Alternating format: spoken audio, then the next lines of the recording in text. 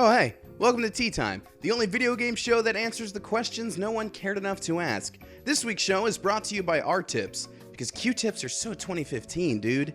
Fun fact, Q-tips were originally invented by a Polish guy after he stuck cotton balls on either side of a toothpick, and he originally called them baby gays. True story. Hey, speaking of stories... So it's December now, and no matter which holiday you celebrate, you're going to be telling some sort of Christmas or Hanukkah or Kwanzaa stories. But when it comes to video games, story often takes a back seat to other mechanics. Tetris has no story to speak of, but its brick-dropping gameplay is iconic, and Rock Band is all about the soundtrack over anything else. And with other games, we only get part of the story. So why is that? Well, I thought I'd talk to an actual book about it, so please welcome my guest for this episode from the game Nier, it's Grimoire Weiss. You know, we've had a lot of guests on the show, Grimmy, but I don't think we've ever had anything quite like you. I am a being of incalculable importance, and yet you approach me as a common cockroach. Actually, we did have Cockroach Milk as a sponsor once. Anyway, let's talk about stories now, or parts of stories, I guess. Whatever, here we go. Sometimes big plot points and action scenes are pushed to the side in favor of pure characterization, and you won't find a better example of this than Overwatch. See, if you want to seek out all the lore and background information of this world, you can totally do that with wikis and the animated shorts that Blizzard released. For everyone else, it's just a fun character shooter. Team members will bicker back and forth, and just from that, you can figure out that Hanzo and Genji are brothers, Reaper and Sombra used to work together, and Lucio and D.Va both enjoy the same geek culture. You learn what these characters like, dislike, and feel just from the incidental dialogue before matches even start. So by excluding any fancy cinematics from the game, Blizzard makes sure you're actually paying attention to the characters.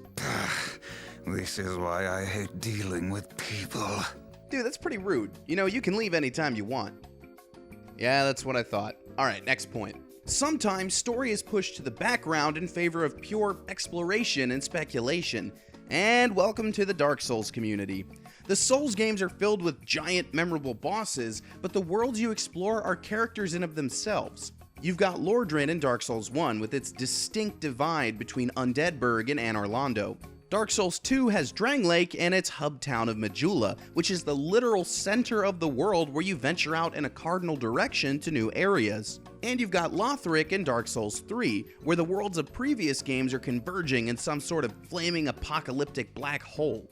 So after the initial cutscenes, which are already pretty ambiguous, you're dropped into the world and just left to explore. And because you want to know more, you're actually paying attention to item descriptions and the architecture of these cities and dungeons. I admire your pluck, one man going it alone against impossible odds. Yeah, that's basically what these games are about. I knew you'd have something to add. Alright, one more point. What happens when you get that first mysterious cutscene, then take out all the characterization and dialogue, leaving just the action and some weird symbols? Well, you get Hyper Light Drifter, which is one of the purest action puzzle games you'll ever play. You see, like Dark Souls 2, you're dropped into a central town, and you have to activate beacons to the north, south, east, and west. But that's only conveyed with symbology and environmental hints. There's no NPC dialogue at all, and the path is riddled with plenty of enemies, forcing you to act quickly or end up dead. So with really no narrative to speak of, you're left with pure gameplay. And that's exactly where Hyper Light Drifter excels. Anything you want to add, Grimmy? You stand in the presence of ancient wisdom. Okay then, I guess we're back to this now. Give it up for Grimoire Weiss, everybody. So that's my answer. Why are some video game stories cut off? Well, you can use that to focus on the characters themselves, build secrets into the environment, or put the spotlight on pure gameplay. Stories are great, but the fact is, video games don't necessarily need them to be great themselves. But thank you all very much for watching. If you've got some sort of question or obscure topic you'd like me to dive into, leave a comment because I love reading those every time. And if you want more videos and podcasts and articles and all that sort of fun stuff, head on over to LaserTime. Thank you again, and as always, let's go play some video games.